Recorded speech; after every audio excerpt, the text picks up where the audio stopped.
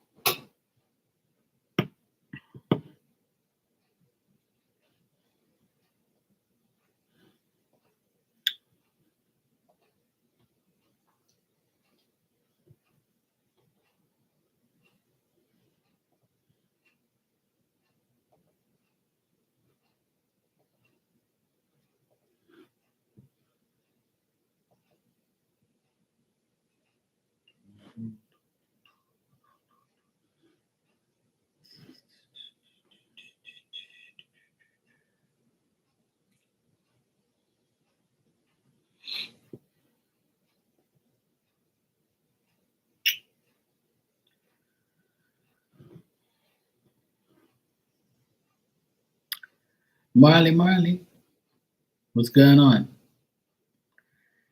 I went to log on just now and go live like I am, and your video said going live in 20 minutes, and I'm like, huh? Then it said you had just left 7 minutes ago. I'm like, oh shit, I just missed you. Then it said you were on for like 4 hours. I'm like, holy shit. I was watching the damn hockey game. Then it went overtime, and then we won. And I'm like, fuck's sake, man. I almost had a heart attack.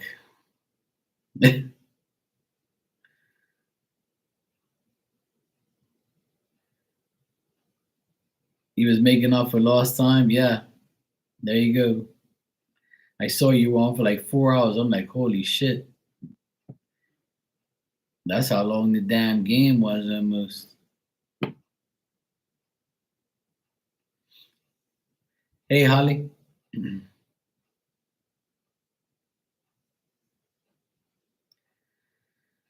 Oh boy. That's why I'm on so late. The game was literally just finished. And I was like, oh my god, man, I'm never gonna go live tonight. Fucking shit's taking forever.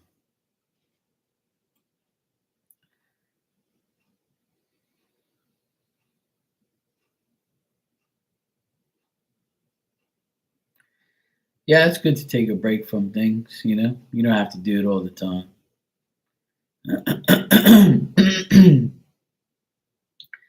I always tell people it's not good to like do too much spiritual things and tear the ass out of it or something like that, you know? Sometimes like you just allow things to happen. You know, you can still learn and read and do things and stuff like that. But it's good to take a break. It's good to take to like, just chill out and just acknowledge the fact that you're getting somewhere.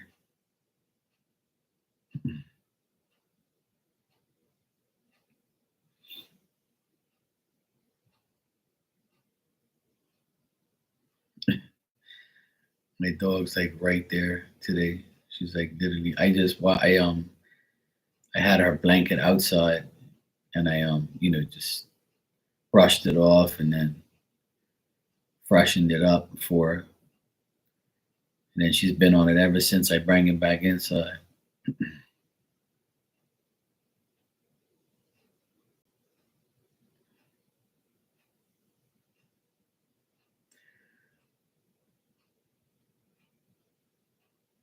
Yeah, exactly. It's good to take a break, you know. It's good.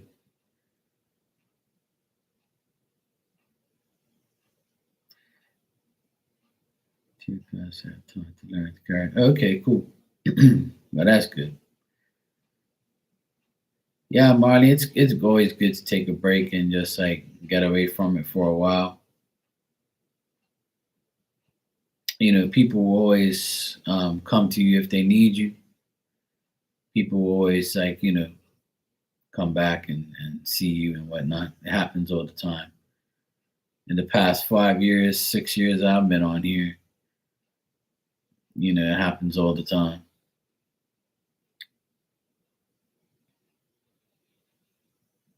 I see people I haven't seen in years. Then I see people all the time. Then you get new people. Then you get people that come back just to like confirm what your reading was, or just get a message, shit like that. People also take a break from us. That's how it goes. We take breaks from everybody, and people take breaks from us, which is good. It's not good to like keep on doing the same shit over and over and over and abusing. So,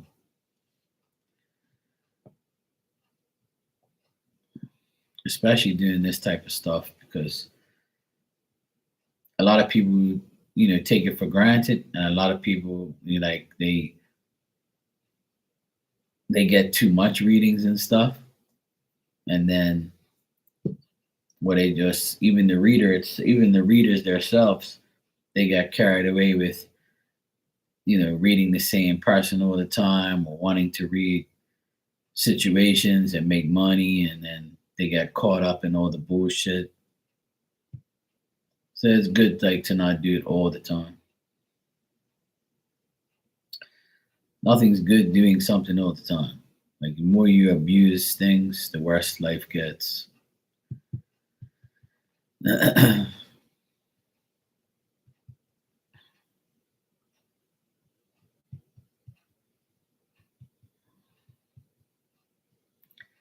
I remember like 2 years ago, I took a long break. I wasn't on here. I refused to come on here because I was like working every day, all day. And by the time I got settled in, I was already asleep on the couch. I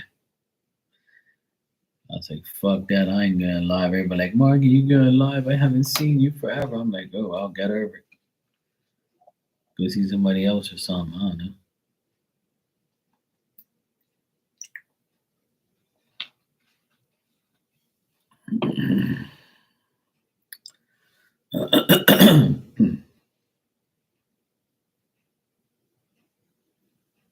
Yeah, I always have a thing with people who shuffle cards and wait for a card to fly out. I've never been that type of reader. I don't really take pop outs or fly outs or anything like that, because I was always playing cards, like playing cards. And if something popped out, you had to put it back in the deck. So because like I was familiarized with that way of shuffling cards, I never really like do it now when I shuffle tarot cards. I don't take no pop outs, to be honest. Nothing. If it flies out, I put it right back in the deck, because I'm so used to doing it when I used to play cards. So that's what I'm used to. That's what I do, and it works. But some people, you know, they shuffle their cards aggressively, and then the cards pop out, and then they take it, and that's how they read people. It's weird how everybody has different ways and different systems, and it all works in some way somehow. You know. Hey Lala, how you doing?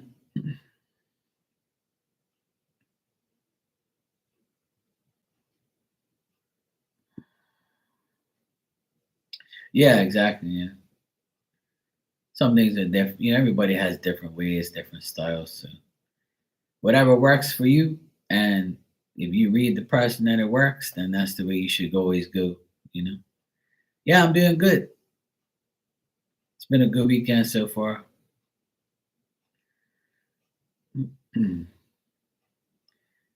Hey Becca. What's going on, sweetie? You all right?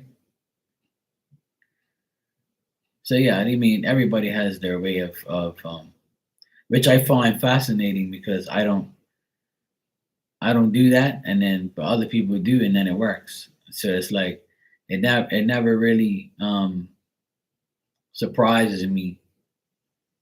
And then some people do like more than three cards. They do four, five, six, and then they do clarifiers and all sorts of shit. Like me, I just pull three cards and that's it. And I'll tell you what's going on. And then some people like just do a clarifier or why is this card here? Why is that card here? And they go on and on and on, and then they actually answer the question eventually. So everybody has their like different ways, which is good. You know, if everybody read the same, it'd be fucking boring. You know.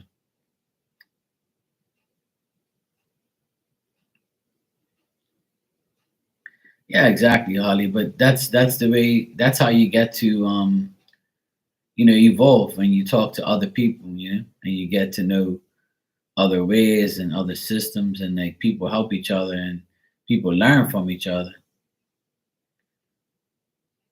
It's good to learn from each other. That's how I learned. I learned a lot from a lot of other psychics. You know, the person that I learned the most from, I watched her read cards like all the time. When I was home on Sundays, I would log on and see her work and see what she was doing, and I'd be like fascinated on how you read like reversals and shit. And I'm like, this woman, like, she's good, she's doing all this shit, and then I ended up, following her trend and listening to her, and then putting my own little twist to it. And then next thing you know, I was reading her, she was reading me, and then my mediumship kind of like opened itself up, and then I was like, oh boy, here we go. And then that was it. I did some mediumship on her about maybe 13, 14 years ago. And then she was like, what the fuck? And I'm like, yeah, I can see this and see that. And I saw her mom, and that was it. After that, it was like, yep, spirits got me. Now I have no choice. I can't turn back now. That's how it all like happened for me. If it wasn't for her allowing me to like read her, then I probably would have been like, yeah, whatever.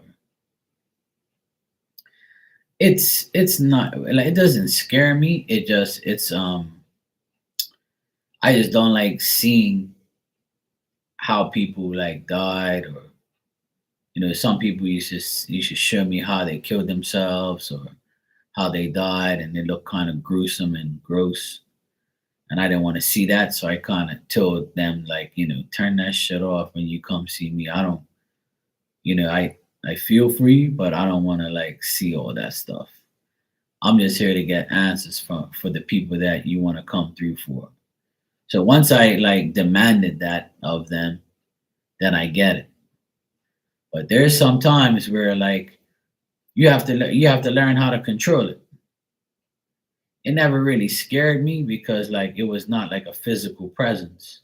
Physical presence is different than a spiritual presence, but it's like I always doubted it. I was like, this can't be true. Like this person can't be here for this person. It just can't be, you know? And then if you let your mind play tricks on you, then it's even worse. So like I always learned to go with what I saw and don't doubt it. Because once I doubted it, that was it. Then I'd have to like retrace and then go back and then like tell the spirit, all right, look, sorry I doubted you, but just please let's work with me here. Because I kind of find this shit fucking weird that you're here in this type of way, or certain things confuse me. They confuse me sometimes. Where it's like this can't be real, or this can't be the right person. So now I just like say, you know what, Mark, just say whatever you see and you feel and you hear, and we'll work it out eventually. And if it works, it works. If it doesn't, then we'll figure it out. So Yeah, I don't really get into the past life stuff too much because I think a lot of that stuff's just beyond my reach. That's not my thing. I don't really I honestly don't really care about my if I had a past life because how am I supposed to remember it? I never got what people get out of that. Why would you want to know what you did in your past life? Who gives a shit? You're living in your life now. Like that's the life you're supposed to be dealing with. And how do you really know what your past life was? How do you know that? That to me it's like I don't know. I just think it's a load of bullshit sometimes, and I think that a lot of psychics do that so they can like make money off you and just make up some random bullshit. I remember one time I went to a past life person and they said that I was in Egypt and I was some like Egypt person and I helped build the pyramids and I'm like, yeah, whatever. You're just randomly talking out of your ass. Like whatever. Like I don't believe in all this. When people say that shit to me like or anything like that, I don't really believe all that stuff. That's something that I have a hard time believing. If we do have a past life where we did, then I want proof of how. And why is it that I'm a medium that when I listen to mediums or I'm a medium, I never hear a spirit say, hey, Mark, guess what? By the way, the person you're reading in their past life, there was a fucking jaguar running through the forest. You know? Like that's just like they don't say that type of dumb shit to me, so I don't believe it.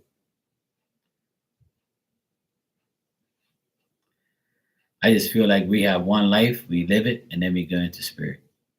I don't believe that we have multiple lives. If that was the case, then Jesus would have came back a million times because we're still waiting for him to come back. That's what people say. So I have my doubts about it, but it's my opinion. I don't want to offend anybody who thinks they have a past life. If you do, then that's cool for you. There's a number of spiritual terms that annoy me, like how people say, "Oh, I have a twin's flame," "I have a soulmate," "I have a fucking whatever," and it's like, no, you have a partner that you deal with. You either work or you don't work with them. They're your partner or your spouse or your ex.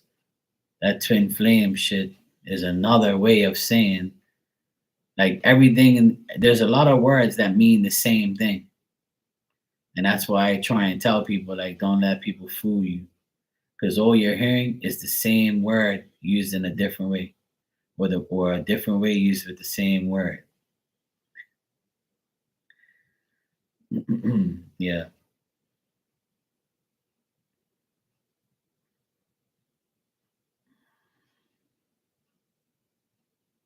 Yeah. Well, religion is just another. And religion is another thing. You know, however you were brought up, that's the religion that you get put into. You have no choice when you're a child. You can't make your own decisions until you're 18. So if you're born with parents that are Catholic, you're going to be a Catholic. Now, when you go 18 and you're your own self and you're a grown person, you make a choice to be an atheist or a devil worshiper or a fucking, you can continue to be a Catholic or you can be a Muslim or you be whatever you want. There's people who change their religion all the time. But you can change your religion a million times. There's only one God. That's what I believe. So why are you making it so complicated to select something that, you know, you're just worshiping a God? So what's the problem? So I mean, I'm a Catholic because my mom and my dad made me a Catholic. I was baptized, communion and confirmation. And my parents are mad that I don't go to church, but in 2 weeks' time, I'm gonna be my God, I'm gonna be the godfather of my of my youngest nephew. I'm the godfather of 4 out of the 6. So even though I'm a Catholic, I don't want to change my religion because changing my religion ain't gonna make no sense.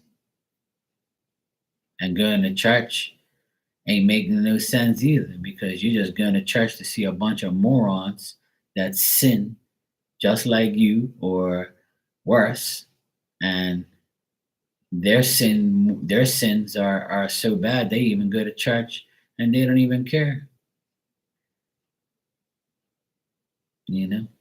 And I don't believe that going to church gives you some type of leeway with God because you can, like a song. There's a song, a reggae song that I used to listen to.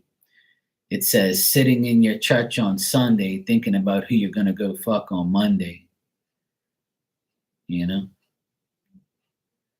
so like that song always opened up my eyes too, because that's what people do on Sundays. They act all innocent and go to church, and then Monday you do some dumb shit again. So it's like, what's the sense of going if you're gonna keep doing dumb shit? Yeah, exactly. I believe that very much so, Holly. I believe that. Yeah. That's why I stopped going to church because when I went to the Catholic Church is a church that has changed their system a million times in the last 40 years of my living. I used to be an altar boy, so I paid attention. I was an altar boy for 8 years, from 8 to 16. And I was never sitting in the pew with everybody with my family. I was always sitting right next to the priest. I was always there every Sunday religiously till I was about 18. And then I was like, fuck this, I'm not going to church no more.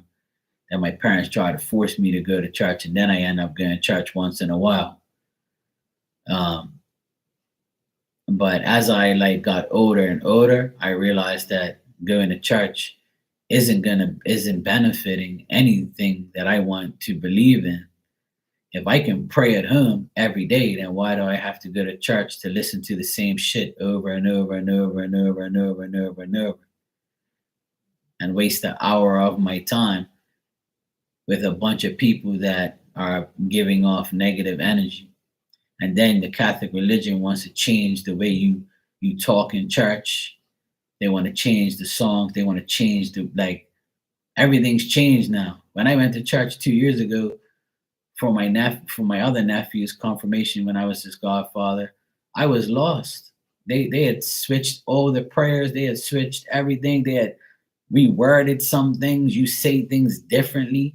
And I'm like, what the fuck? And then the priest started showing like a video of a person talking on YouTube and all this shit. And I'm like, this isn't church. Like, you guys fucked everything up. When I left there that day, I was like, I don't even want to go to church. This is why I don't go to church. Because you people changed everything. You ruined church. You changed the way we pray, the way we talk, the way we respond to the priest and all that. And I guess this is just like some whack ass shit. So that's why like I kind of gave up on the Catholic system, And I'm like, no thanks. Yeah.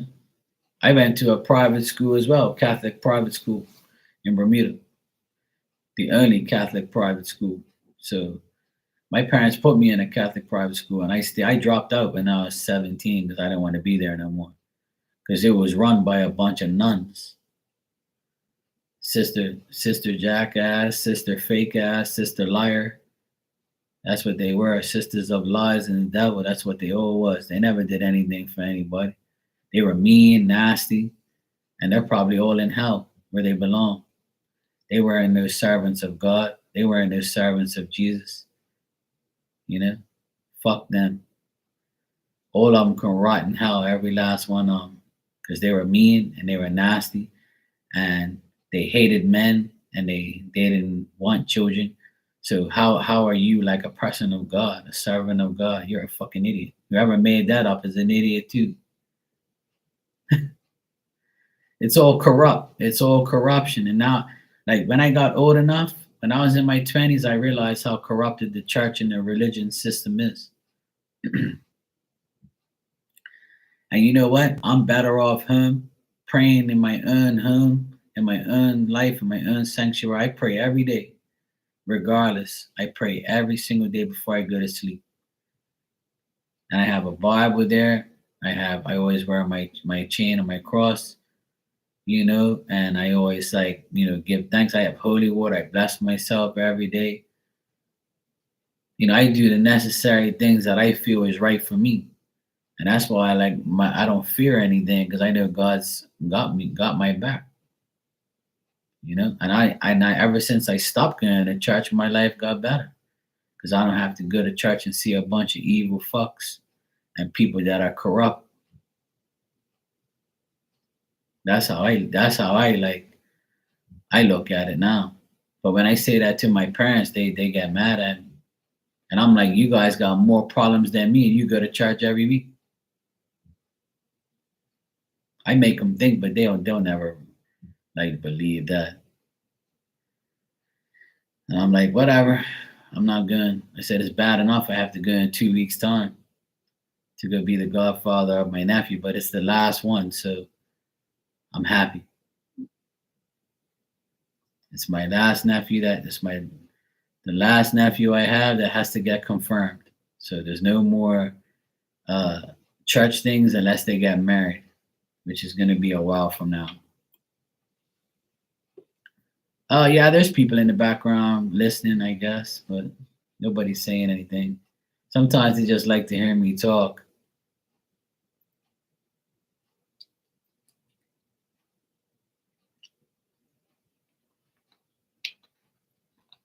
Yeah, it's a great honor. I mean, I don't, obviously, I, I do it because I'm Catholic, and I do it for my nephews. They picked me, to be their godfather, so I'm going to do it. Hey, Marley.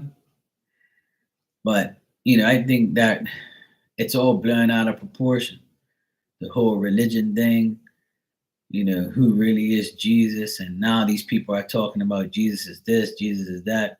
We're all being lied to, blah, blah, blah. Every so often they try to change the narrative or keep going on and on and on and on. Like, what people have to realize is God is a spirit, and so is Jesus right now, and has been for many, many years. So the people that you worship and the people you pray to are spirit. Our ancestors are spirit. We're going to become a spirit one day. The most powerful and most known is spirit. There's more spirit than there is living. Duh. So, what are you all going on about? You think we're that dumb? Well, there is some dumb people out there that don't get it. Spirit has, there should never be a color or race or a specific person that you deal with, because God is a spirit. God was never a human form, He made Jesus to show hey, look, this is me in flesh, but that didn't work either.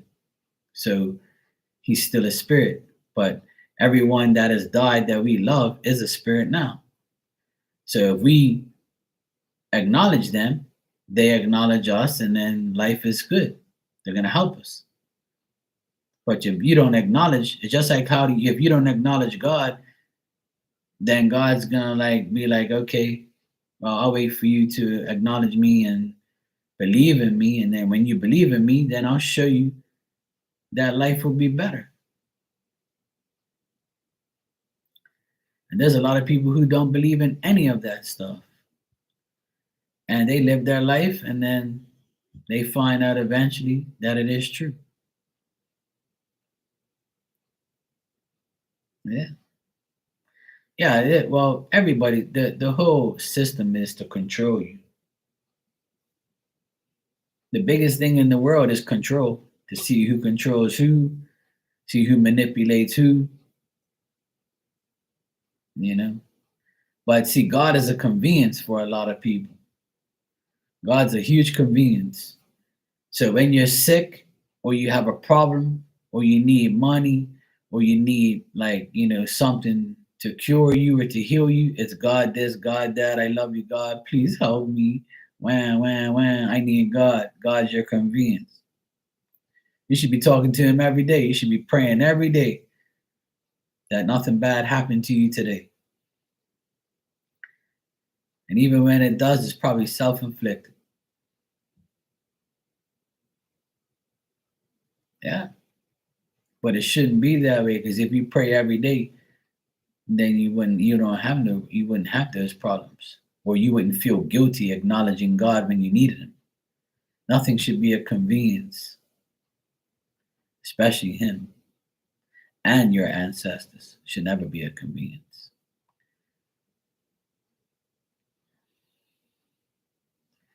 Yeah, Marley. He left me alone. He's probably pissed.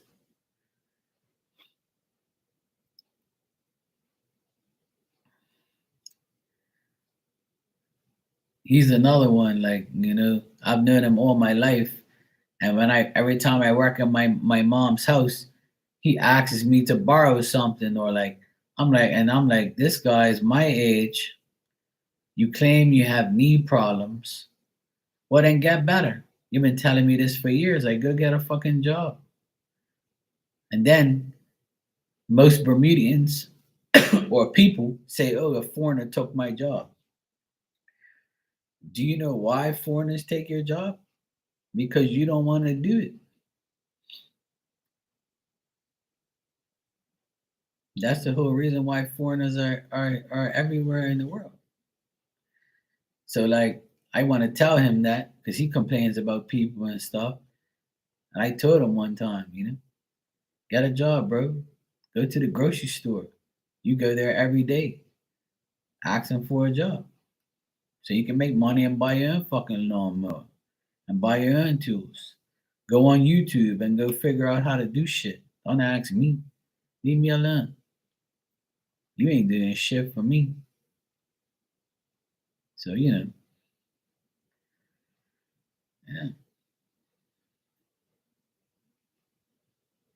Right. But I'm saying like how they think.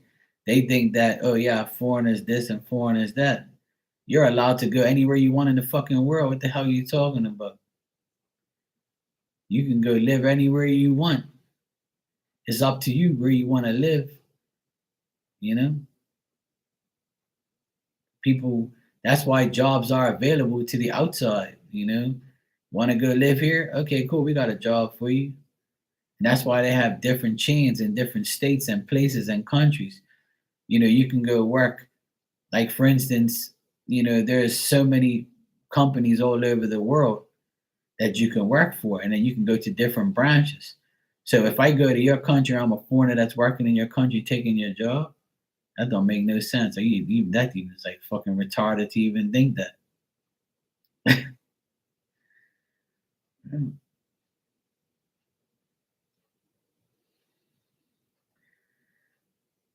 Hey, Miss Bikini.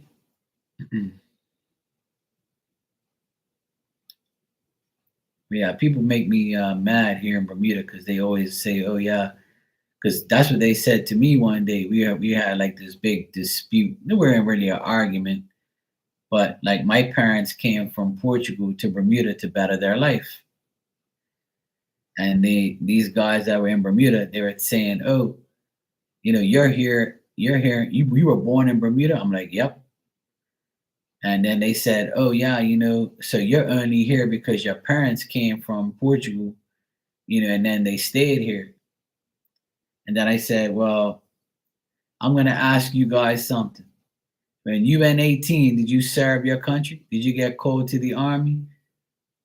And they're like, "Oh no, we didn't go army. We ran away from the army. We got discharged, and we fought blah blah. We didn't go. We're still running from the army, or blah blah blah." I said, "Well, guess what? When I was 18, I got enrolled to the army because I had no choice. It was mandatory." Oh, and then that's the end of the conversation. I said, "I served my country. So you can't talk to me. I was born and raised here. Wherever you're born, that's where where you have your status, right? That's where you have your paperwork. That's where who you are. You're from that country. That's what they say. So I'm a Bermudian. I was born here and I serve my country. So fuck you and all your criticism. And I don't care if my parents are from another country. Who cares? I'm Portuguese, yes, but I'm still Bermudian. I'm still born and raised here. I'm not from Portugal. My parents are. So there's a fucking difference. But I still acknowledge my Portuguese heritage. And that what's that have to do with me working here and living here? And after you're in a country for more than like 5, 10 years, they give you your visa card or your green card or your passport or your fucking paperwork to say that you're a citizen of that country. That's how it works, bro. I don't know what world these people live in. But people here are really like bad with that. They always like make it known like they don't want people from other countries coming here. So I told these guys, if you don't want nobody coming to your country, then how the fuck are we supposed to survive off of ourselves?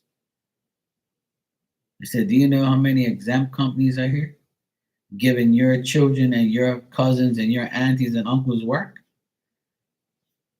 Do you know that everything we eat and everything that we see, these cars that you drive, they all came from another place? Bermuda don't make cars. You fucking clown. Listen to yourself. We need each other. If you don't, you can get shit. Then they just change the subject with me. Some people aren't smart.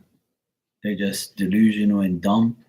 And they think that, oh yeah, you can send shit here and you can, we'll have a car that came from Japan, but fuck Japanese people. We don't want them to be here and work. So who's gonna work on the car to fix it?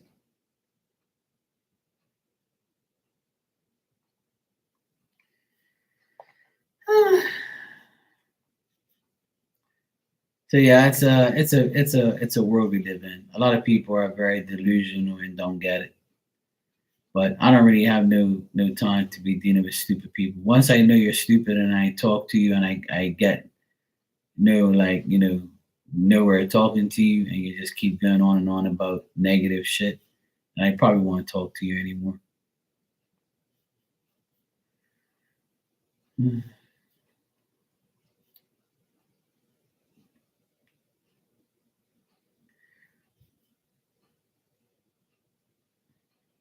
You guys are drinking milkshakes and smoothies. No, I don't drink. I can't drink that. I couldn't tell you last time I had a milkshake or a smoothie.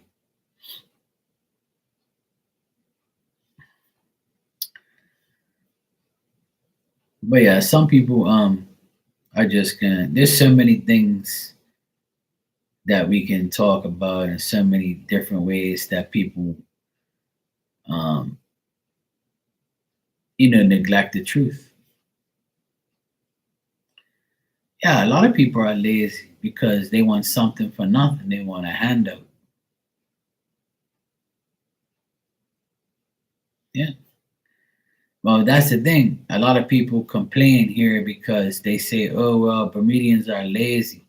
So that's why we went and got a Filipino to do the job. That's why we got a Jamaican to do the job. That's why we got a Portuguese person to do the job. And then when that person has a house or buys a car, they're like, see, how can they get that if we can't? No, you can get it, you just don't want it. Or your life is different from that person. Everybody's life is different. You can save money, save money, save money, but you can have a whole shitload of bad luck where you got to pay for all these crazy things.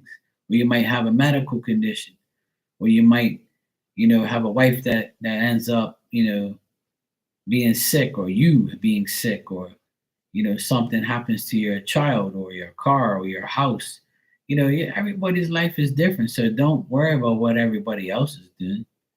I think that's the biggest problem in the world is everybody compares their life to another person. They're like, oh yeah, look at you, you're all happy, you're all, you got money, you got this, you got that. Who fucking cares? I don't care what nobody has in here. I could care less. If you're happy, I'm happy for you. If you got 10 more hats than me, I'm not gonna be jealous of you. If you got two more dogs and I only got one, I don't give a fuck. That's your choice. If you live in Beverly Hills, I live in Bermuda. I don't give a shit. I'm not better than you. We're all like in our own place where we're supposed to be. It's sad, but I don't know. I can't even tell you what jealousy is to me because I don't. I'm not jealous of anybody. I think jealousy is a waste of energy.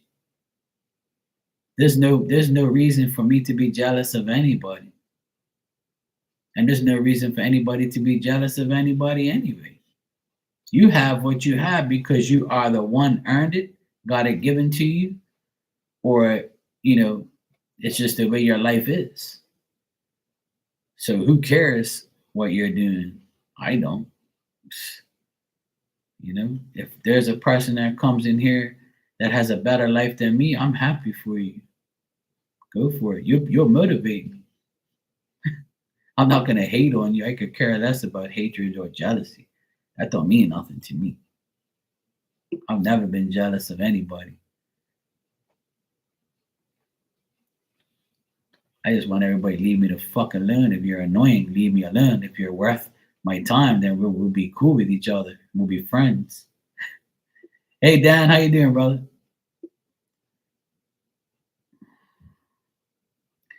Yeah, and that's what life should be like. You work hard, you get what you want, you accomplish your goals, and you take care of your life and your family and what you want to do. I don't care what my neighbor's doing over there. If he's got a bigger house than me or he has a better car than me, I'm not gonna be like, oh yeah, it must be nice to be you. I don't fucking care. You do whatever you want, bro. You want a better car, you want to, hey, go you, bro. Because guess what? We're all gonna die with nothing.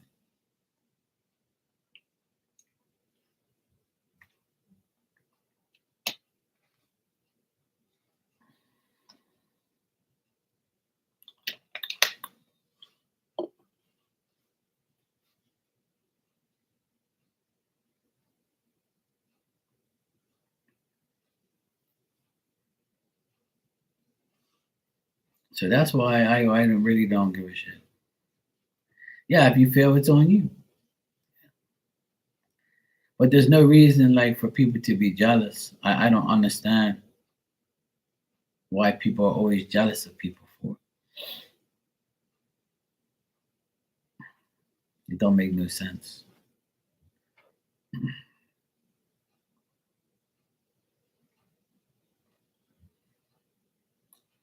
But it's human beings, it's people. Yeah, you're not supposed to use people for money or status anyway, but people do. They strive off of that. And it's sad that people are, the way they are.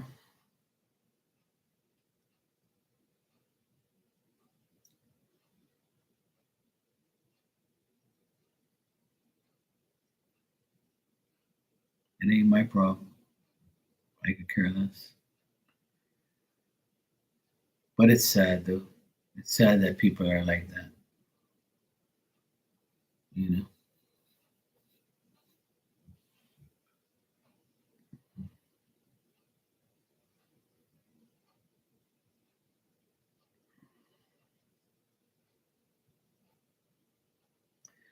Nah, but you know what, Holly? Let them be jealous of you because you're bettering your life. Hopefully they'll feel the same. Hopefully they will be like, okay, cool. They'll be like, okay, she bettered her life. Let me see if I can better mine. But a lot of people don't want to.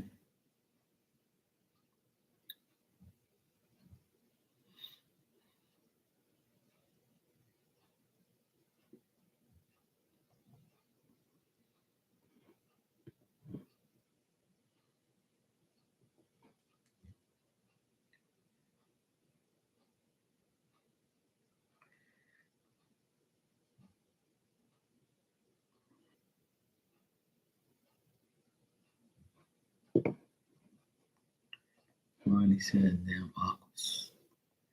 Why the heck am I getting these damn emails over and over and over?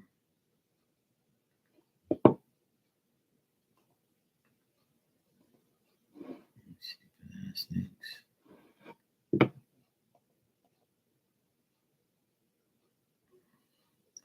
Yeah, I mean you can encourage people all you want, and you can be jealous of somebody all you want. You can be really nice to somebody.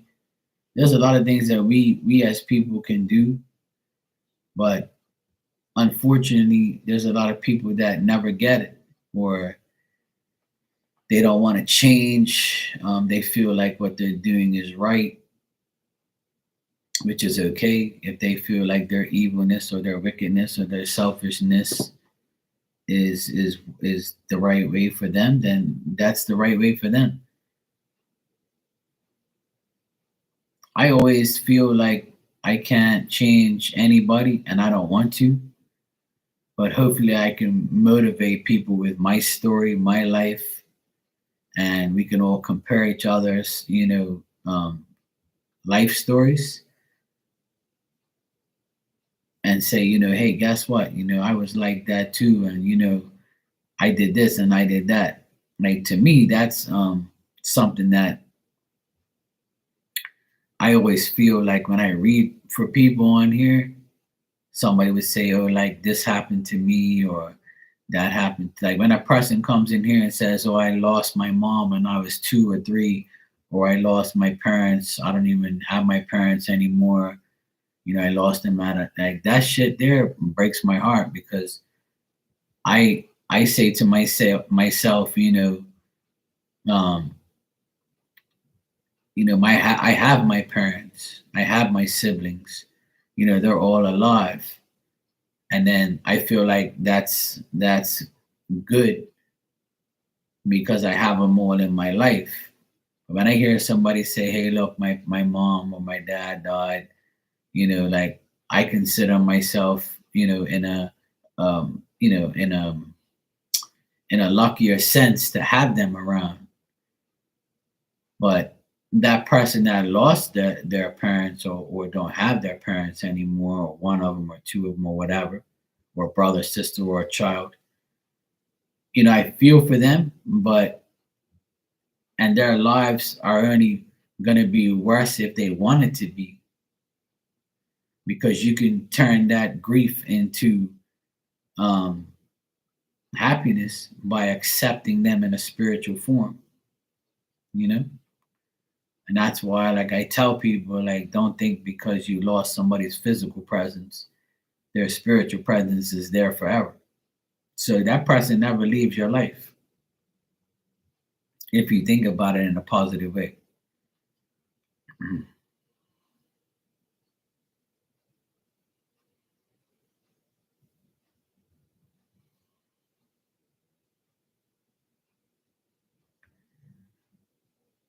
Yeah, Dan, a lot of people did get rid of their PayPal account. Yeah, a lot of people have had a lot of bad experiences with it. Fortunately, I haven't. So I'm happy that it's a source of income for me to to have and to give people a chance to get something from me, which is great. But I know a lot of people who don't have it and canceled it or had to get another one, got hacked and all that bullshit. So it's cool. I never hold any of that against anybody.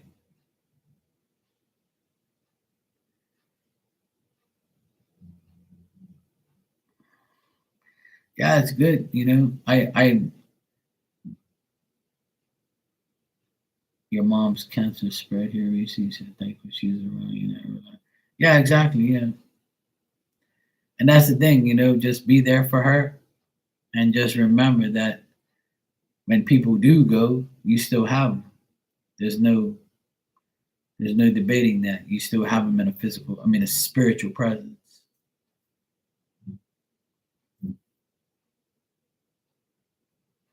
Yeah. People choose not to believe it, or people choose not to receive it. So it's up to them.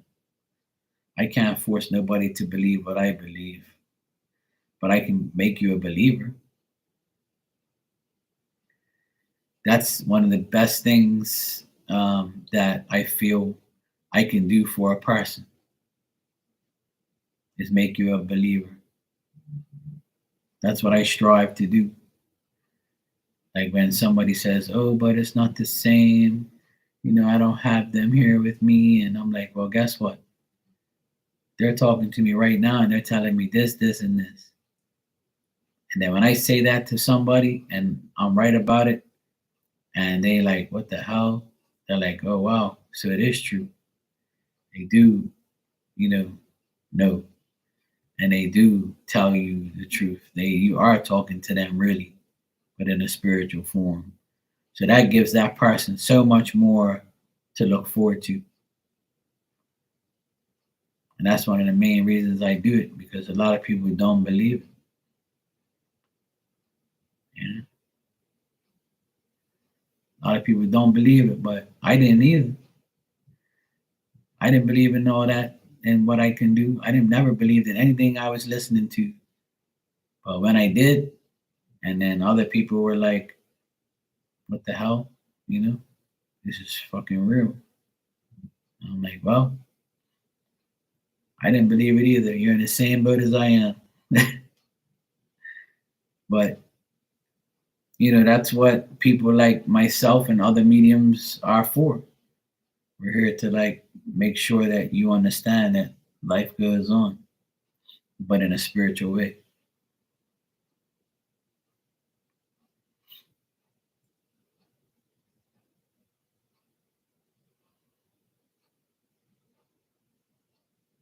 Yeah.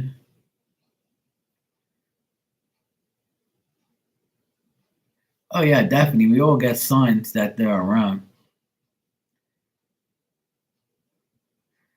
Yeah, Dan, that's life. We have our ups and downs. We have years where it's absolutely ridiculous, and years where in 2001 and 2002, I met a lot of bad people, a lot of people who lied to me, disrespecting me, treating me like I wasn't even a human being, and lied and just did dumb shit.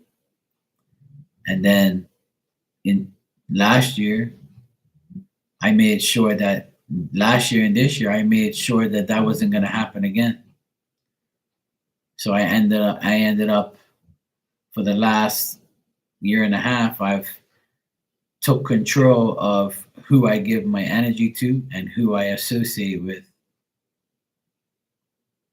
And that made my life better. And I always tell people you are who you hang around. And a lot of people have to realize that, we all go through phases in life where it's not always going to be good, and it's not always going to be bad. But the challenges that we face, we have to make sure that we acknowledge spirit, we acknowledge God, and we do what's best for us, and never worry about the people around us, or getting fake prayers, or getting fake people to come around us to it. A lot of I believe strongly that you are your own worst enemy. Like, the things happen to you is because of what you do in your life. So if you do certain things, you get a certain lesson, or you get a certain karma. And then when things do happen bad, it's just a time period where you have to go through that time period, because you're still going through your life cycle.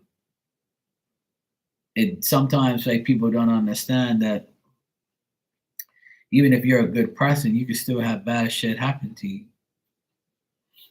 You know,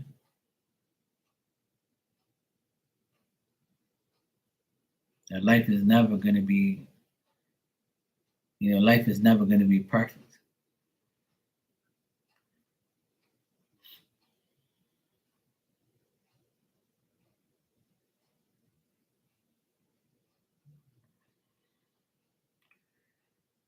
Yeah.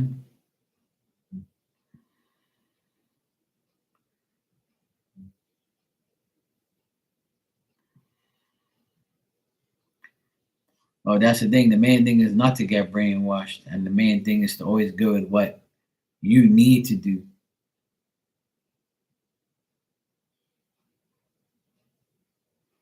It's a big problem.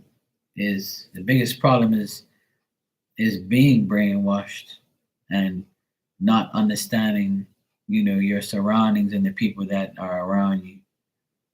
That's why I always say, you're only affected by the people you're around.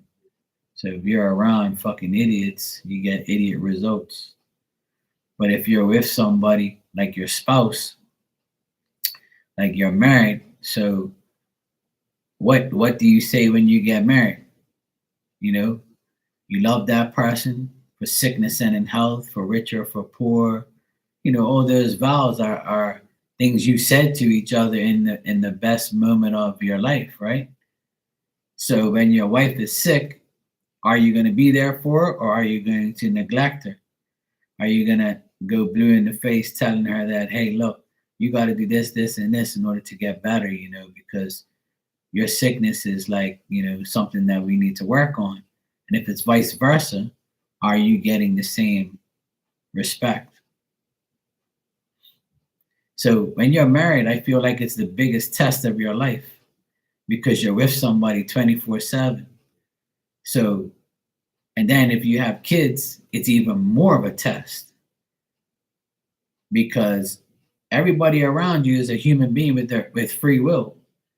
So they can be like bad, they can be good, they can be, a pain in the ass.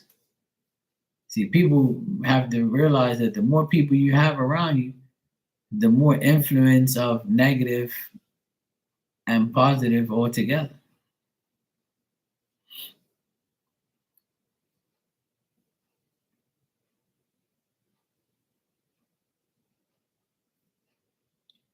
Yeah. But then because your wife is like that, you know, because your wife is like that, and you if you're taking care of her and helping her, then ask yourself, would she do it for me? Obviously, yeah, if you've been together that long, right? So now that you've been with her for so long and you're older and you're there, as long as you do your part, spirit's gonna take care of you. God's gonna take care of you. And that's what your belief in yourself and God will get you through those things.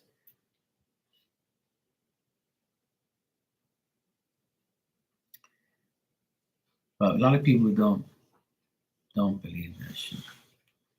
And some people can't handle when somebody's sick. They're like, oh no, I can't handle you, I can't handle it. I can't handle you doing this. I need to go get somebody. Oh, this is driving me crazy. I wish this would all go away. And you just break down and you're like, oh, I can't deal with life. Life is too much. Oh, but you can fix yourself. You can fix the problems you have. You just have to keep finding a way to do it. And if you don't and you give up, then you have yourself to blame. And I keep telling people that over and over. And I tell my parents that all the time. You guys are fucked. You guys are all fucked up and messed up mentally and physically, and you guys are sick because you want to be. You shouldn't be taking those fucking pills. You should be walking every day and get yourself, to feel better. Sitting on the couch watching fucking soap operas and doing nothing and feeling sorry for yourself because you're 80 years old is not going to get you better. But when I talk to them, it's like talking to this hand. You hear me? Oh, you don't? Okay, no problem. Whatever. Just thought I'd say something.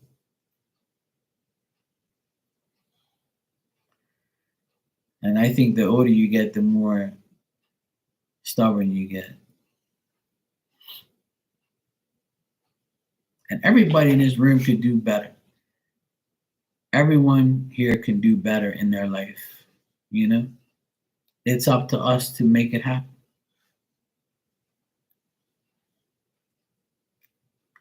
See, my dog's about to get her life better now.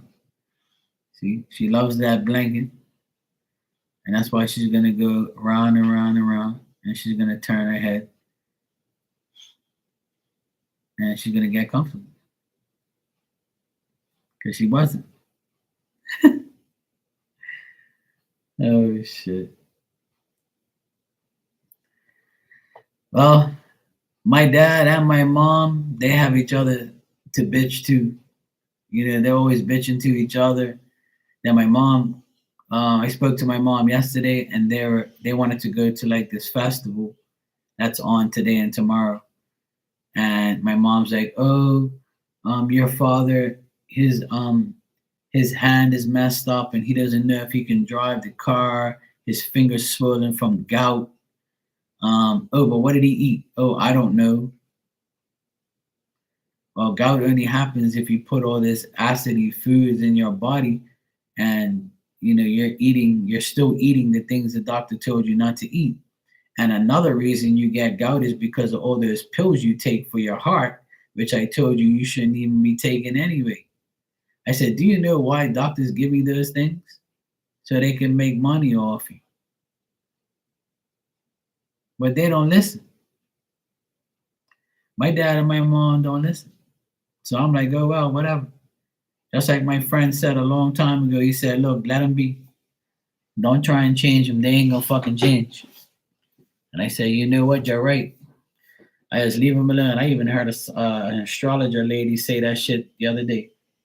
She goes, oh my, she's a British lady. She's like, oh my stubborn parents, they're in their 80s and I'm 50 and they don't want to listen to me and they're just doing whatever they want. And she was ranting. I was like, yeah, cheers. I know what the feeling is, sweetheart. I try to tell my 80-year-old dad do shit. He don't fucking listen either. He rather have swollen legs and arms and hands and all that shit. He don't want to. But I told him. I told my mom, oh, but dad, his hand is fine to drive the car to take his grandson to work, but it's not fine to go to church or do something else. Oh, see, he doesn't get out of the car. I said, yes, he does. He gets into the car from home, and he gets out of the car when he drops him off and comes back home. See, you just don't know when to.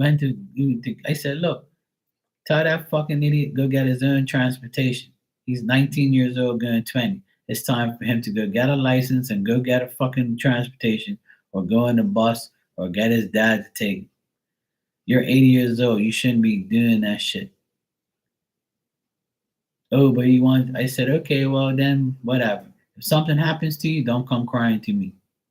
That's what I tell him now. If something happens, don't come crying to me.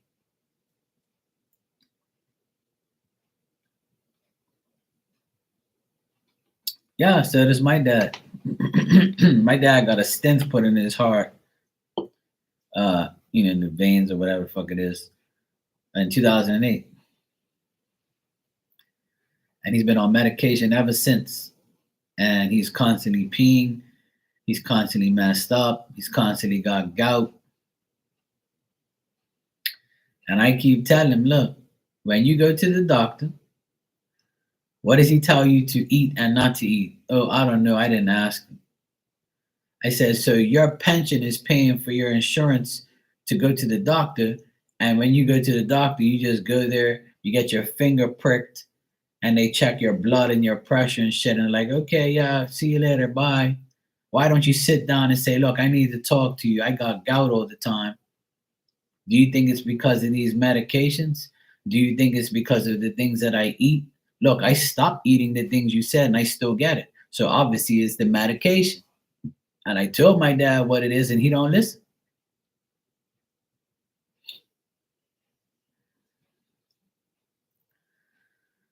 And then I'll go there on a regular day. I'll go there on a regular day and he'll be walking with a cane. What happened to you? Oh, I got gout again. What did you eat? Oh, I eat what I eat every day, regular shit every day. And I'm like, yeah. When he says that, I know he's lying.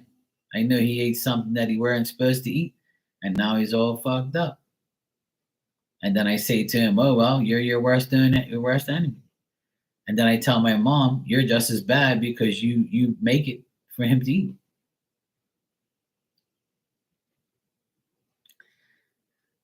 And then my mom, like they're getting weaker, right? And my mom's house has metal windows, right? Like aluminum windows. So they're hard to open because they're old. And I gave him this silicone spray to make it go up and down, a little slide a little faster. But the windows are old, and it's a pain in the ass. I oil them up so that way it's easier to open. So instead of like going down below and open them like this, I told him, look, put your hands on the where you lock it and push it up like that. Oh, but I can't. What's easier, going like this or going like that? Oh, I want to do it my way. I'm like, that's why you can't open it. Because you're doing it wrong. You're old enough now. You're older now, so you can't pull up. You just gotta push up. So do it the way I'm telling you. Oh, that's okay. I'll get it up. And I'm like, oh my God, man. It's like it's never good enough. I can never like talk sense into him. I can never teach him anything. You know that saying, you can't teach your old dog new tricks? It's true.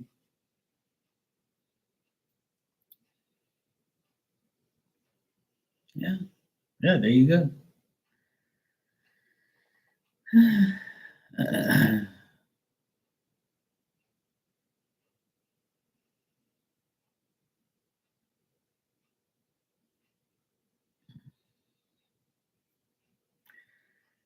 That's why I have to honestly try to not care, even though that sounds sad. But I need to stop caring about them as much as I do because it doesn't matter how much I care and how much I tell them things, they don't never do what I tell them. They never do what I tell them. So they end up keep crying and suffering and oh my life is this and my life is ruined and oh my God, this fucking window won't open. And then when I fix the window, oh yeah, it's better now. Then about a month later, oh the window is hard to open again. Yeah, wait till your dad's 80. Let me tell you something. When my dad was 60, he was the same way he is now. And I told him that to his face the other day. He goes, oh, but you have to realize I'm 80 and I have all these bad things. I can't do what I used to do. I said, let me tell you something. When you were 60, you were still a bullheaded jackass that you are now. You're the same person you were 20 years ago. You're stubborn as shit. You don't do what I tell you. You don't listen to anybody. You don't give a shit about your body. You don't do the right things. You just do whatever you want and fuck everybody else. You did the same thing when you were 60. When you were 60, you were the same pain in the ass, stubborn mule that you are now. And he goes, yeah, whatever. And I'm like, exactly.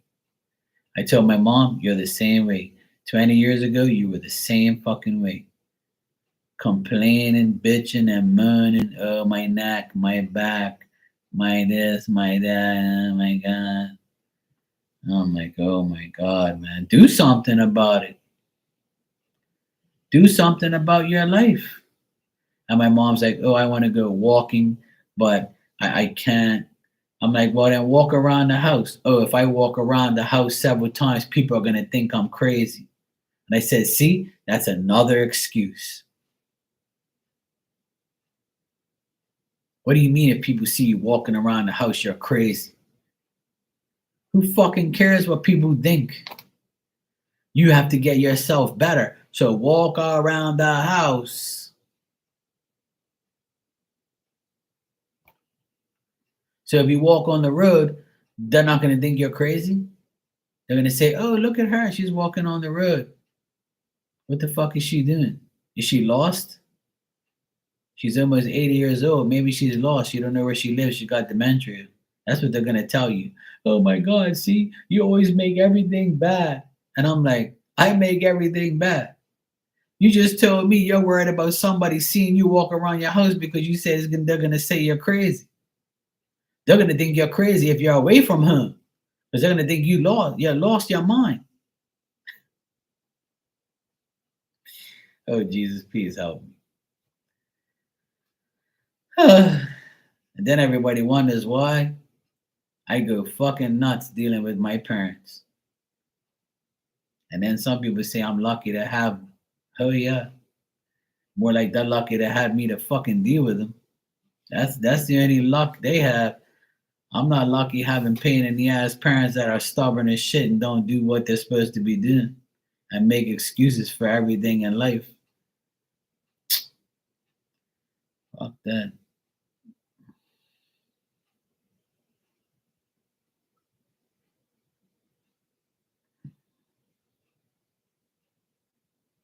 Yeah. hmm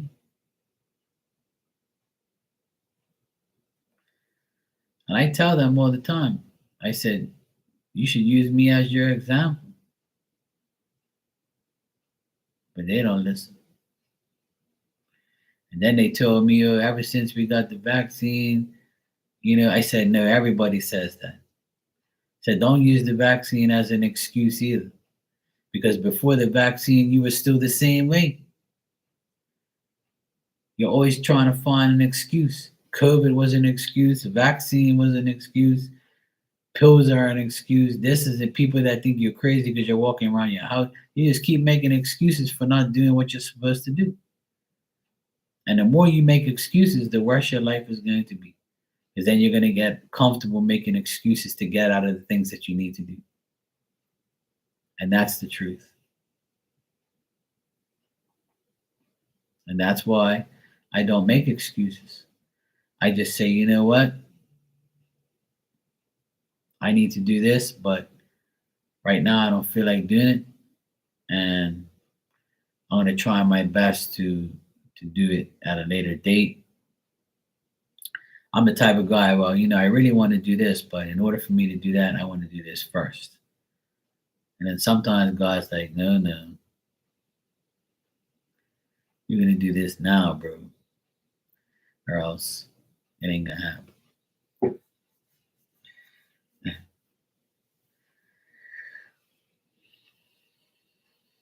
Yeah, it's your choice to take it. It's our choice to take the vaccine. It's our choice to take pills. It's our choice to be lazy. It's our choice to drink, smoke, do drugs. It's our choice not to drink a lot of water.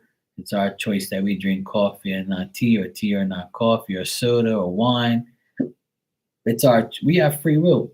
Our own free will gets us in trouble because we don't give a shit and we start blaming everybody else but ourselves.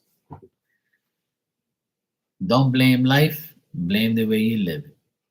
And I know some people are like, oh, Mark, I hate when you talk like that because you don't know what life is. Wait till you reach 80. And I'm like, wait till I reach 80. And my mom says, oh, wait, when you reach 80, you're going to see. And I said, Mom, I'm 47. I see already.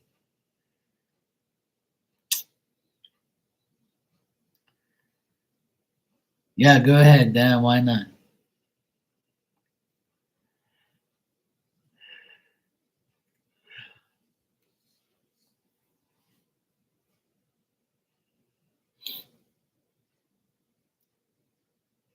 In 1970, I wasn't even born.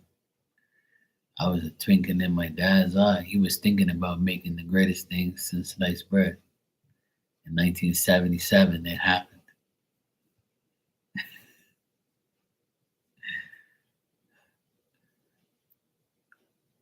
I tell my dad all the time, the best thing he ever did was made me. So you guys have my dad. That's one good thing my dad did in life. And my mom, they made the best son they can ever have. They're like, I hate it. I remember getting in the clinic they used to take us. Yeah. hmm You know what my sister said when her kids were born? She says that, oh, we went to the clinic to get shots to not get the flu, and then we ended up getting it. So they pretty much inject you with it.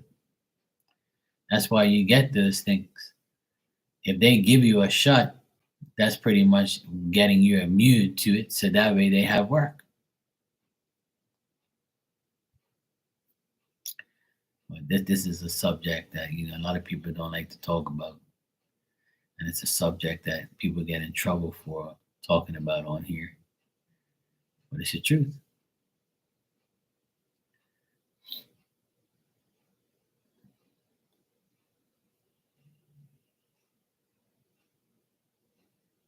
Yeah.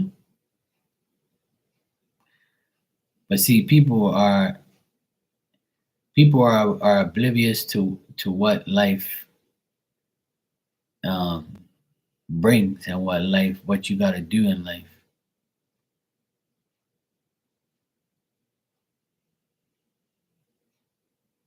Yeah.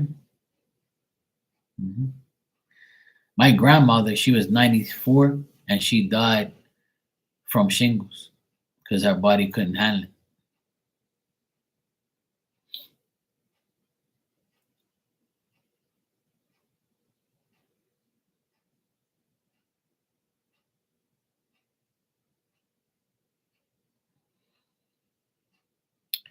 See, I ain't never got none of that shit.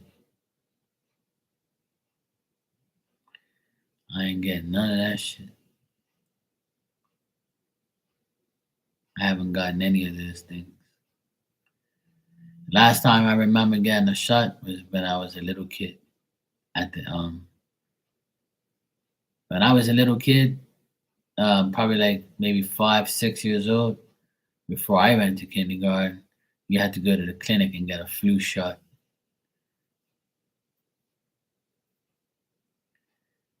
I never had chicken pox.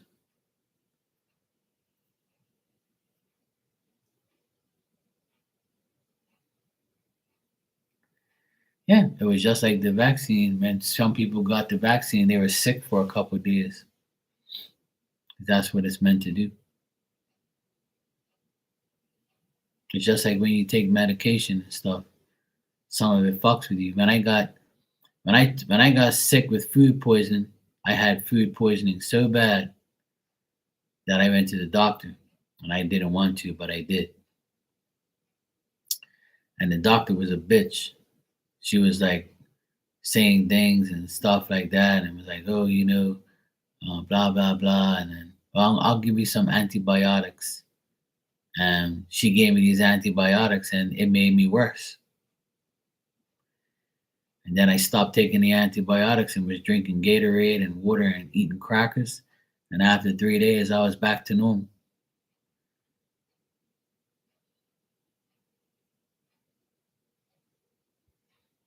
And that's why I tell people I don't go to no doctors. My doctor's God, my insurance is God, and I just revolve myself around Him. And I find that ever since I've done that, I'm okay.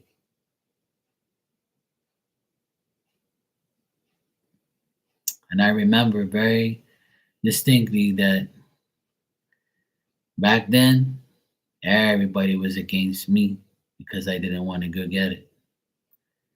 My mom, my dad, my sisters, my brother, my family, my friends. Oh, you didn't get it? Well, I'm not talking to you no more. Well, you didn't get it, you're gonna die. I'm like, okay. You believe in God? Yes, of course. I go to church all the time. I'm a Catholic. I'm a this. I'm a that. Of course, I believe in God.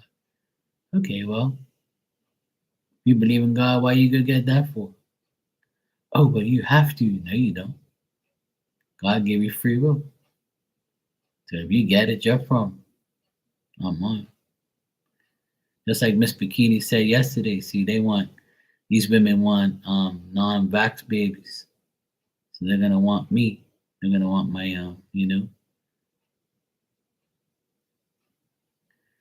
they're gonna need me.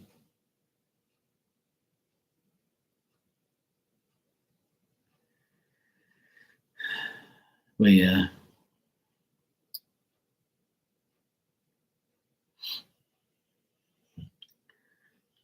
I mean, that's. But see, then again, yeah, they need the rod of correction, which is, that's what I have. That's what I call my buddy down there. He's the rod of correction. You know?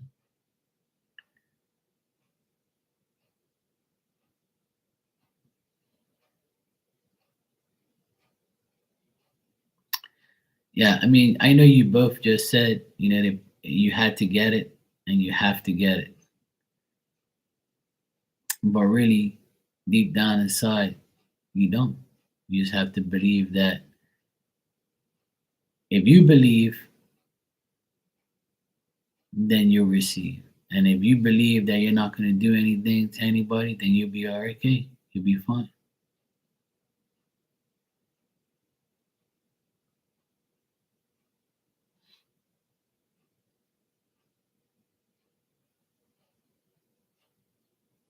The only shot you need is the shot from God, a shot of belief.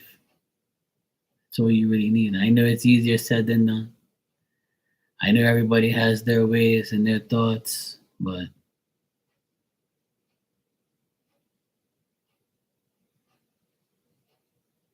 yeah, and that's why if you're not tapped into spirituality, then you're fucked.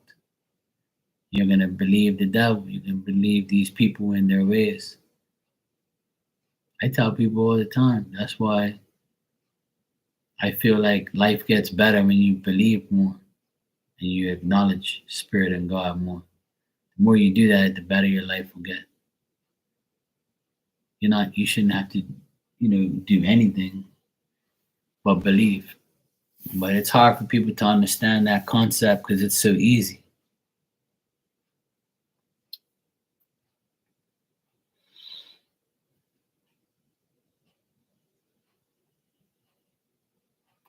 It's just like, they have these weight loss programs, right? So there's a person I know and they're like, oh, I'm going to take injections and it's going to like make me better and make me lose weight. And I'm like, why the fuck would you want to do that for? Why don't you just walk every day for half an hour and, eat better? It's easier. Just do it the natural way without getting injections of bullshit. The more you fuck with your body, the worse you're gonna get. That's why I give it its natural things. But it's too easy. People don't want the easy way. They want the hard way.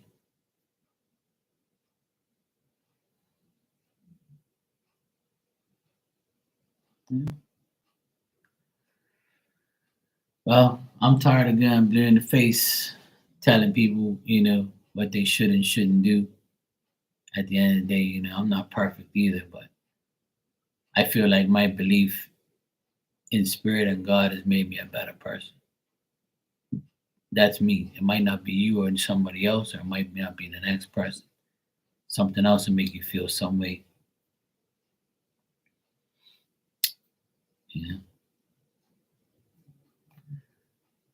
But I'll never forget when COVID hit and they said, you have to go do this, you have to go do that, you have to do this, you have to do that. I didn't listen to any of that shit.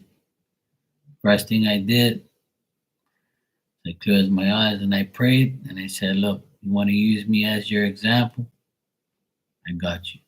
No problem. I won't crack. I won't give in. I won't do it. And I never did. And I'm still here. But they said people like me was gonna all go and die and we're all gonna get fucked up. Which is all bullshit because I'm here. And newsflash, we're all gonna die anyway.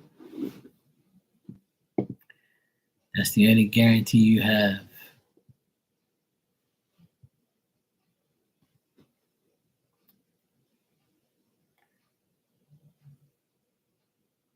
You're all gonna be all right. Just listen to Marky, and you'll be okay. If you listen to Marky, you're gonna be okay. Just believe in yourself, believe in God, believe in your ancestors, your spirit, believe in all of that, and you'll be fine. Everything will work out. If you don't believe, then you're not gonna receive. Yeah.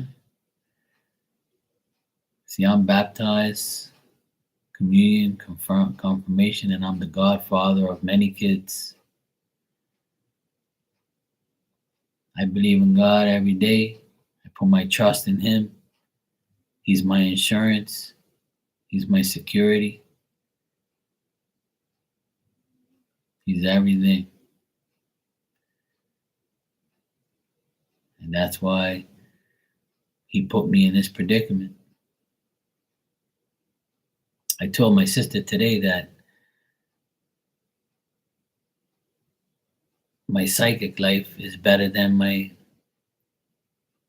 business life. I've had my maintenance business for 16 years, and I'm on here more than I work on my regular business. It's like it's my whole life is switched. It's like God's like, all right, Mark, I don't want you to work hard no more. You can go live and you know you'll have some fun over there talking to the people on the internet, and that's it. I feel more drawn to come over here every day. Like I don't even want to. He's changed my mind and put me here in front of people. Hey, LA, how you doing? So it's up to us to take whatever path is right for us. That's my path, that's my choice, but everybody can be different. People have a different perspective. People are gonna do whatever's best for them. And I never tell somebody, oh, if you do what I do, you're gonna be like me. That's not gonna work. I'm doing good, LA. Thanks. It's been a good weekend so far. I'm just here shooting the shit with everybody.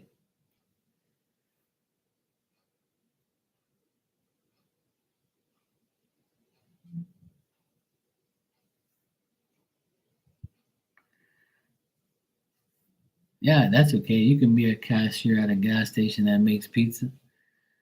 And guess what? People will say, you know what? I like that woman, Holly. She makes some bomb pizza and she's a very nice person when it comes to the gas station. You're gonna be, doing what you have to do. And if you feel like you can use your gift and your mind, then you can do both. I do both. I have my maintenance business and I come on here, you know. And that's why like some in 2001, 2002, I was barely on here because my business took over my life. And then last year and this year, not so much last year, but I would say more this year, I've been very like, involved in coming on here. And my other business has been like, average. And it's crazy how it all works because it's just the way it is. I just roll with whatever God wants me to where God wants me to be and where He puts me.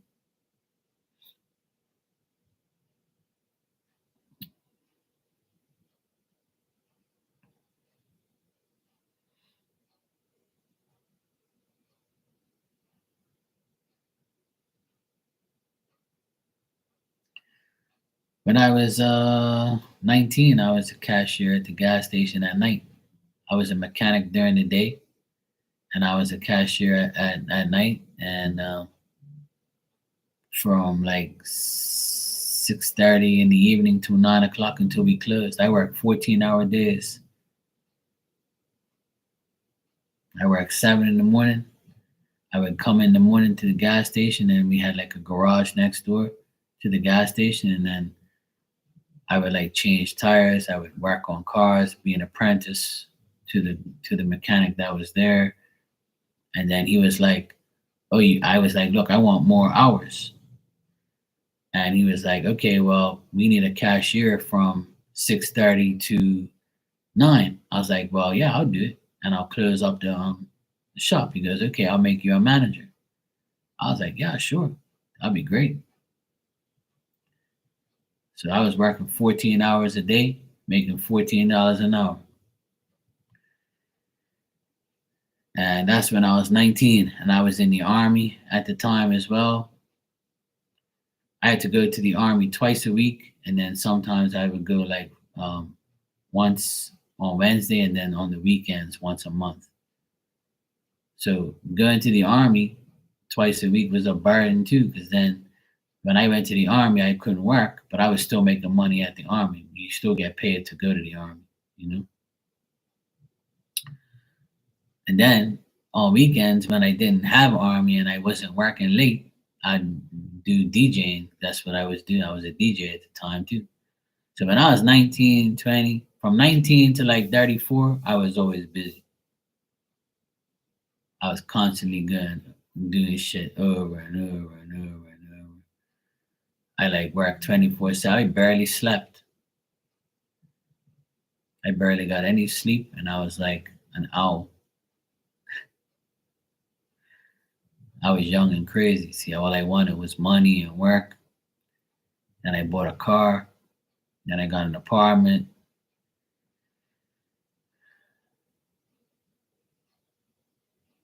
And I learned a lot of things on my way.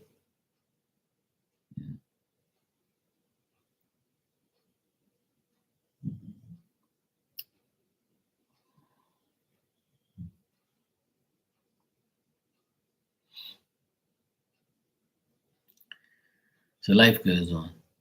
We'll be all right. Everybody's going to be okay. Not the end of the world. We'll all be fine. Main thing is to have faith,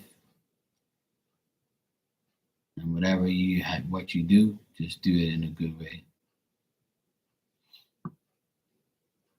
And don't be an ass. That's all I can suggest.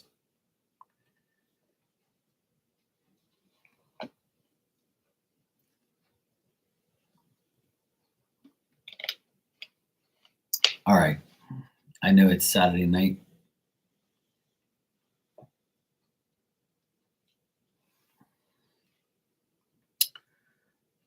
Okay. LA, no problem.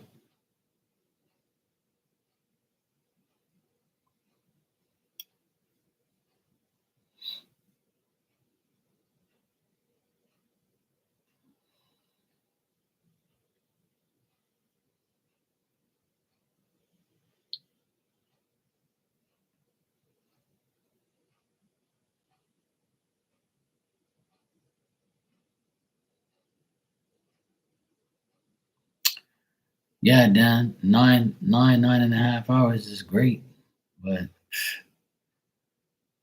not for me back then. I work a lot less hours now. That's for sure. I do my own damn hours. I work when I want, how I want, where I want.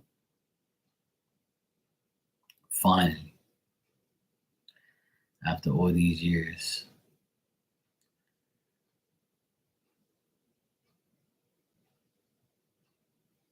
Life is a lot settled now for me.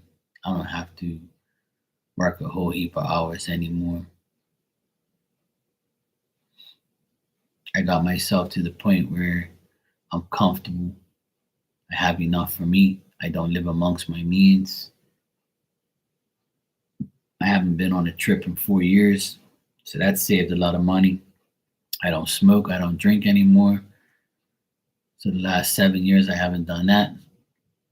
I've saved a lot of money, and that's why I don't have to work hard anymore because I saved to make sure that I don't have to work hard and do all these things. So when I eliminated a few bills, I can actually not have to work as much. One of the biggest bills I had was cigarettes, weed, alcohol, and going on trips. And ever since I stopped doing that, I have money in my account and I can, live life a lot comfortable and not have to work 9 hours a day and all that shit. So it's a blessing. Thanks. LA, you can ask your question when you're ready. I got it. Thanks.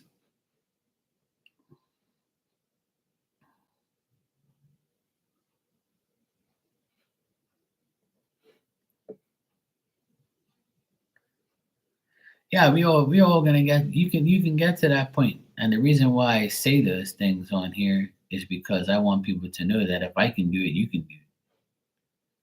I'm never gonna sit here and say, oh well, you have to be like me or you have to do how I did it in order to get what you want. No. It's whatever you want. Whatever you want, you can make happen. You just gotta make it happen. I chose not to do those things anymore because I knew it'll better my life because I got tired of working all those hours and hours and hours for nothing. And then go out and spend it all on bullshit that I don't need.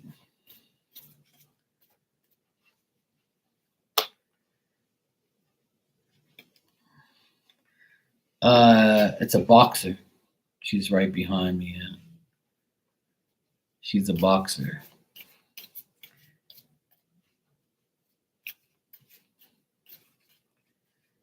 She's my pain in the ass.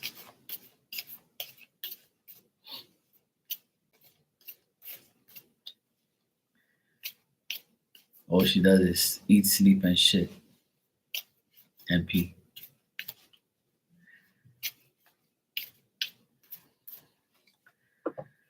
She belongs to my ex brother in law.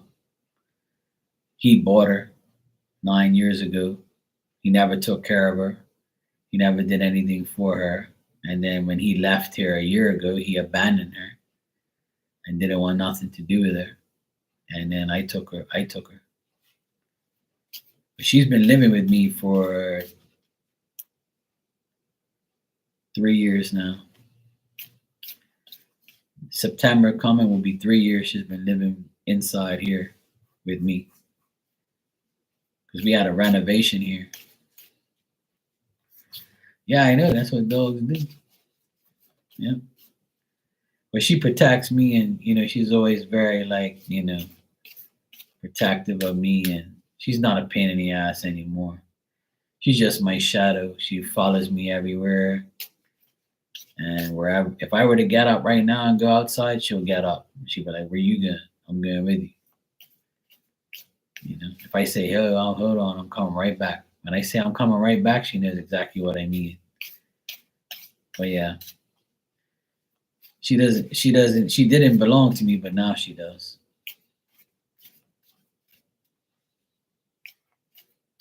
And I didn't want another dog because I already had plenty of dogs before and I didn't want another one, but I got stuck with her.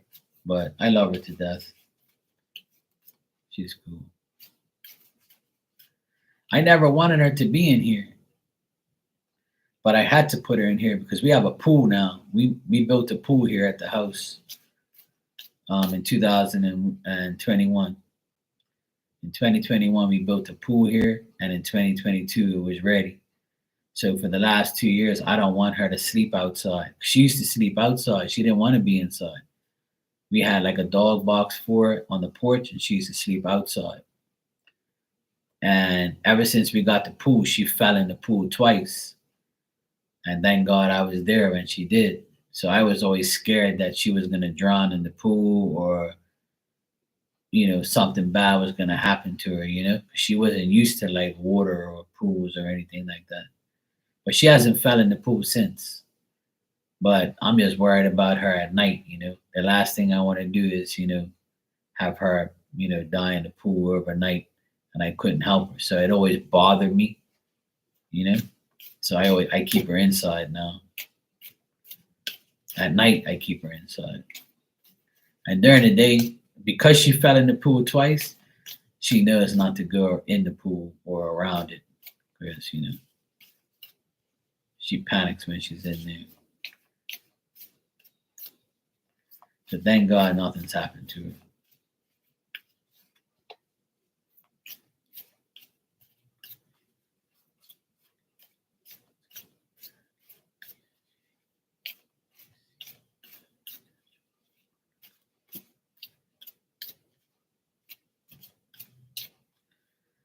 Oh yeah, I've been attached to her from the day she was here. So I've always been like, I love animals, so I love other people's dogs, my dog. I love animals, period. But she's always with me all day, every day.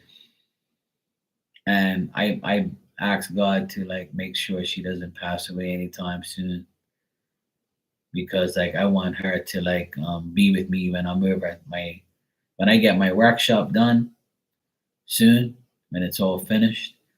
Like I want her to be over there with me while I work in the workshop, during the summer. So I want her to be with me, for a few more years if God could spare her life, so she can like enjoy the time with me when I'm over there doing what I have to do. So we'll see. But I keep her in good shape. All right. So LA, you said, what do I see as far as love coming towards you? There's a King of Pentacles here, so I feel like there's a chance to be with a King of Pentacles guy, Taurus, Virgo, or Capricorn. It doesn't have to be that sign, but that's the signs that represents. And I also see like the Hermit here, so I got Virgo energy. Um, this person is a loyal person, a reliable person, could be a good partner. This person's very experienced. They could be a little older than you. They're very smart. They might have a business or they work at a good business where they do mathematical things or but they're very reliable overall, good person. This person can have like brown hair. This person also, I would say, like probably in less than 3 months from now, you'll probably deal with this person.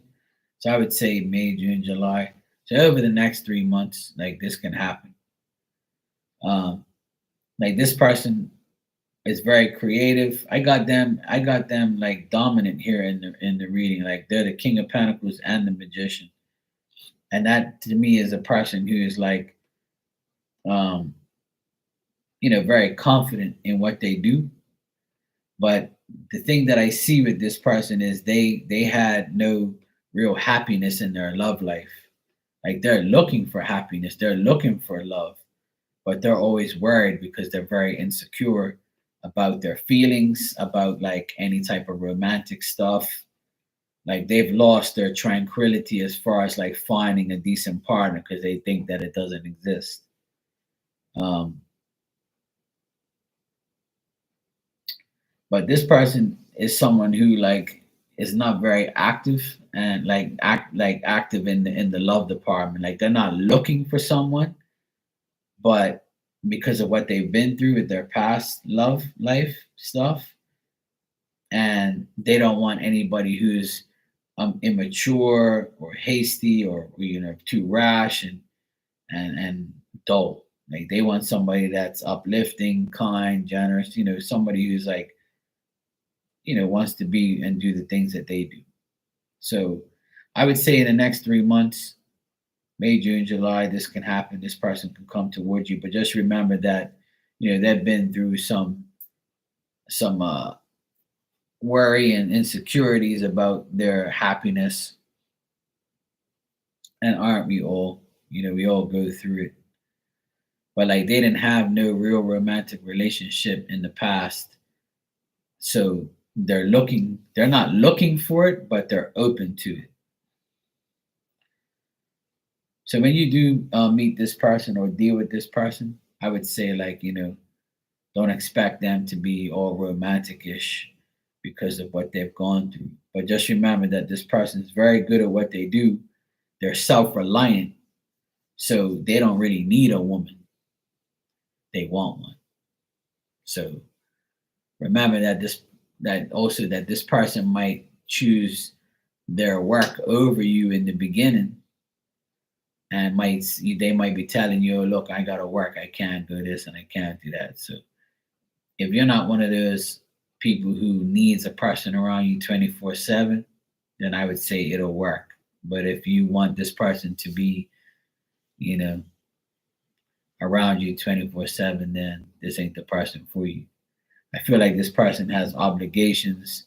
They're they're in high demand at their job, shit like that.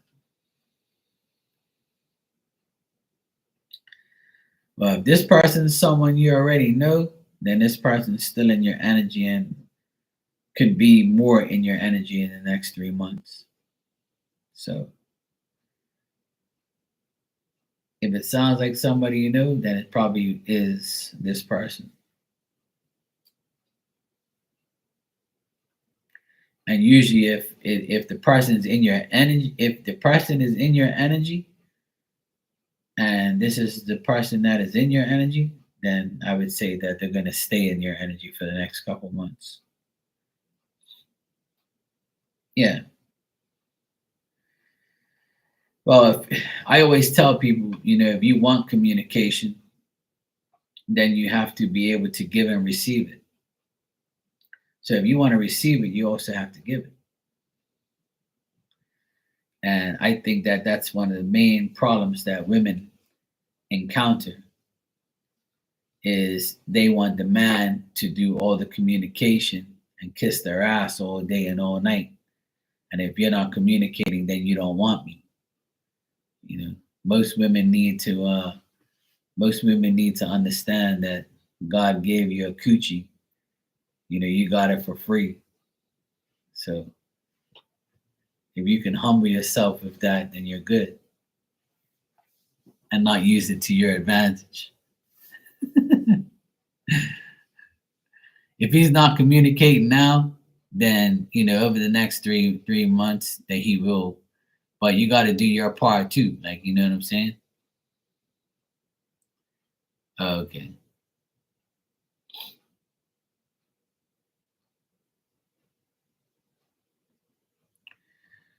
Well, if you're the communicator, then that's good. If he's not communicating, that means he's very busy. And I know that's still not an excuse to some people, but you know. And this also could be, him getting better in the next couple months. So I would say give it time, communicate. Don't be aggravating though. Sometimes guys don't want to be aggravated all the time. So I'm sure you're not aggravating him, but being a communicator is okay. Just being an aggravator isn't. You know. As a man, I feel like, yeah, if you fell back, that's good. Then you just wait for him to communicate. If you've communicated and he hasn't communicated back, when he's ready, he'll communicate if it's really meant to be. But and yeah, right, and that's good to do. It's good to put the ball in their court because then you get your answer. No answer is an answer. But things change. People, sort out their work life and then they're ready to multitask and talk to somebody or whatever. But as a guy, I always feel like women think that the guy's got to do everything all the time. I'm not saying that this is the case with you, but I'm just talking in general. Like a lot of women think that, oh yeah, the guy has to communicate with me all the time because I'm a woman and I have a coochie, and if that's what they want, they gotta earn it. They gotta talk to me all day. They gotta call me every day. They gotta communicate. They gotta kiss my ass every day. And then when you don't get that, it's because that guy figured out that that's what you only want. But I always tell a lot of women that if you like a guy, there's nothing wrong with you communicating with him often. Because if you do that, you gain the guy's trust and you gain that guy's, you know, that guy's sense of equality. Like I don't have to do everything all the time. She does her share, which makes me happy because if I have to communicate with her every day, then that just says it's a one-way street. You know, it's me, me, me, me, me. So if I go out of my way and say, hey, we meet and we start to date, and then I'm the one communicating every day, that sucks. And if I don't communicate, you don't, then that tells me that you don't really give a fuck about me. Because if you did, you communicate. You would like meet me halfway. Yeah, exactly. Yeah, the equal give and take is the only way it's gonna work. But I've had women come in here and say to me, oh, no way, Mark, I'm not saying nothing. If he wants me, he's gotta come and get me. Yeah, well, you're gonna stay single the rest of your life, or you're gonna be a hoe for the rest of your life. Because if you want a decent man, then you need to be equal. I'm not drooling over you. Hell no. You shouldn't be drooling over me either. We should be doing shit equally. Yeah. I tell guys all the time, don't give too much. You know, like say if we're just cool with each other and we're getting to know each other and we're communicating. If it's 9 o'clock in the morning and I'm working and I know you're at work, I might go out of my way and say, good morning, so and so, you know, uh, just hoping that you have a good day. Um, if you have time, you can text me or holler at me, whatever, blah blah blah. Or let me know when you get a spare chance and you see this text, let me know what you're doing for lunch or whatever, I'm gonna think of something to tell you so I can get a response back and test your responsive nature. Now, if you take all day to respond to me, then I know that you probably don't give a fuck. But if you respond like right away, then I know you're alert and you're interested. And if you respond like a couple hours later, then I know you're busy, and that's cool. You probably want me to foam out of my mouth to wait for your communication. So there's so many different things that we can go by, but so if he hasn't communicated with you, LA, then I would say that he probably will, because he came up strongly in the cards. So I think that he will eventually talk, but he's probably one of those people who's like, I don't really want to go too deep right now because I got shit to do. So yeah, that's life. Yeah, I'm gonna get out of here myself. It's 2:30 in the morning here, so I gotta get my ass to sleep. I wasn't expecting to be on here this late, but yeah. Yeah, if he's like that, then I would say that this is the person that I got in the cards. So I would say that he's gonna try to, communicate eventually. You know. You're welcome, Melly. And thank you too. I appreciate it. So he's still in your energy. So that's the person that's coming your way, but he's just dragging his feet. That's all. It's good. My dog's snoring in the background. She's trying to tell me something. All right. Good night, Holly. Good night, Dan. Good night, LA. Good night, everybody that's here watching. Wish you all a great Sunday. And hope you enjoy the rest of your weekend. I'll be here tomorrow at some point in time. And I believe Marley's going live tomorrow at some point too. So if I'm not here, Marley's around. Or if Marley's not here, I'm around. So either way.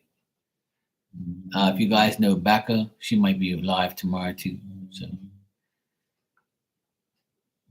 whatever you want to do, it's all up to you. My my dog's snoring like crazy. All right, good night, guys.